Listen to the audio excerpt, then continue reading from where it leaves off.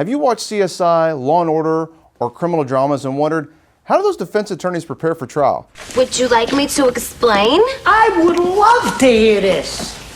So would I. One of the first things that experienced criminal defense attorneys do in preparing for trial is identify what are the themes and issues in your case. Early on, it's about capturing evidence, witnesses, testimony, photographs, other pieces of material that help us build that narrative to tell a compelling story to the jury. Many cases fall into two categories. Either some other guy did it, or the Saudi defense, or the government can't prove its case beyond a reasonable doubt. In either of those veins, there are themes and issues that are currents through the case that once we're able to identify those themes, we build a defense strategy around that. Once we put together the story of our defense, the narrative of innocence for our client, then we begin to build out and expand upon that case. In many cases, there are a number of legal issues and factual disputes that take place outside of the purview of the jury.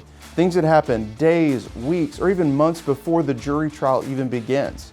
It's important that a defense attorney prepares and researches these issues. Also, we put together jury trial binders where we're capturing all the information that's in line with the themes and issues that we want to present to the jury. That organization allows us to be better prepared when we step into the courtroom. As a defense attorney, we begin in the responding position. So the government has the burden and the burden alone to convince a jury beyond a reasonable doubt, and that must be unanimous before they can convict one of our clients. But one of the benefits of having the burden is the government gets to go first. They get to fight to tell their story. In some cases, the government will tell the defense, we're going to call this witness, then this witness, we're going to present this, then this. This is the order of march for our jury trial. But most of the time, the government does not tell the defense the order that they're going to present the case. This is part of the government's strategy to prepare themselves to hopefully win the case. When the government stands up and says to the judge, we're going to call this witness next, the defense must be ready to cross-examine that witness, know where they fall into the story, and what our goals are with that one witness while they're on the witness stand. So let's get into what actually happens during the jury trial process. One of the first things that happen is we have to create a jury.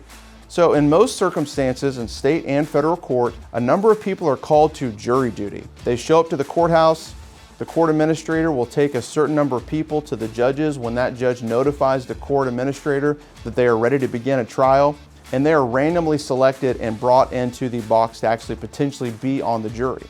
In most state courts, the judge will call 30 people forward and seat them in multiple rows as the potential jury or veneer in the case.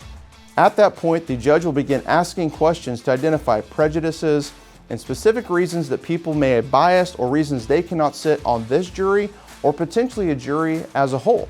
Keep in mind that when jurors come to the courthouse, they are just a random gathering of people from the community.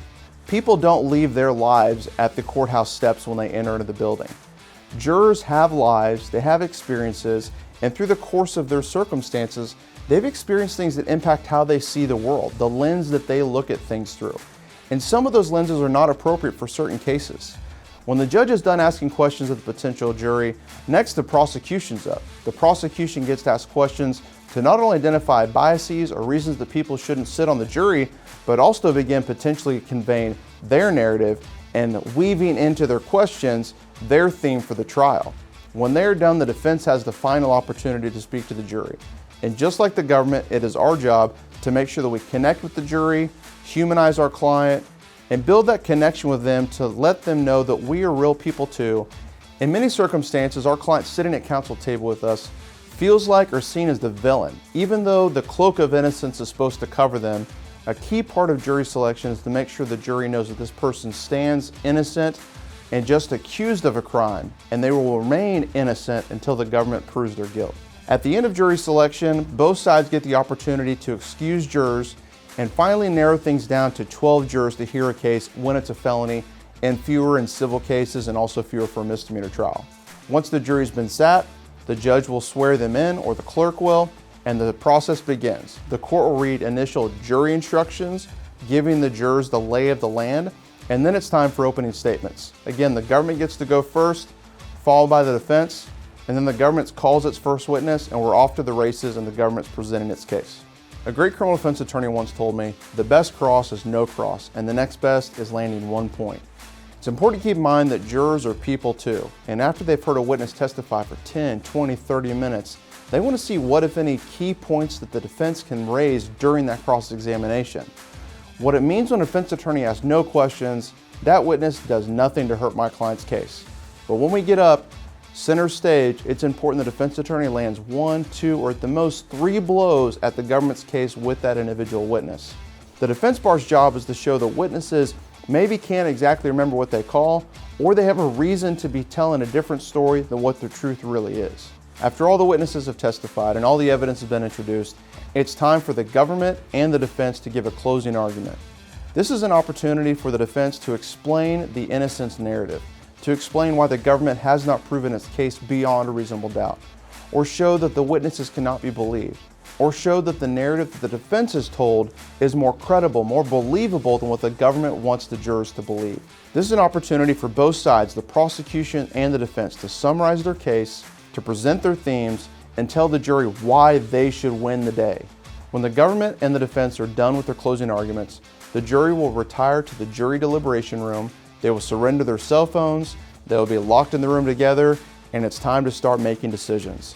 They will be told by the court that they must review the jury instructions again and then begin their deliberations, where they talk about the case, what they think of witnesses, who they believe, who they don't believe, what they think really happened, and most importantly, was the government able to prove its case beyond a reasonable doubt? Once the verdict comes back, the jury foreman will announce in open court what the decision is. If our client is found not guilty, then the process to release them will begin, and if they've been out of custody, the court will notify them they're free to go and the case has been dismissed.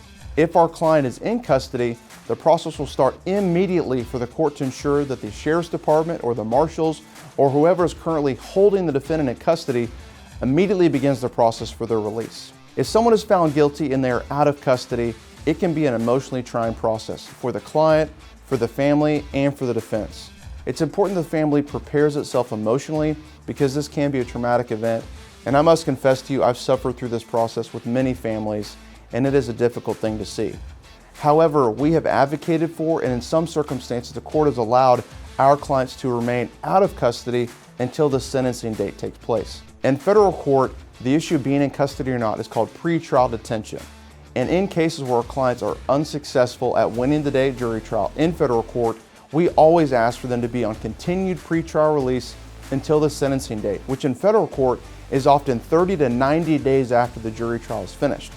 It is very unlikely in state court that your defense attorney will be able to secure your continued release on bail or pretrial release until the sentencing date. But if possible, it's crucial you stay in contact with your attorney and the court until the date that you must return for sentencing and final resolution of your case, whether it's in state or federal court. The power of false accusations cannot be overstated in our justice system. If one person says that another person committed a crime, that is often enough for them to be charged, arrested, and stand jury trial on that allegation. That is why it's crucial the defense bar stands between people and their accuser to make sure that their rights are upheld. If you or a loved one has ever suffered being falsely accused of anything, what defense would you want before the government could take your freedom away? Let us know in the comments below and subscribe to our channel for more content related to the justice system.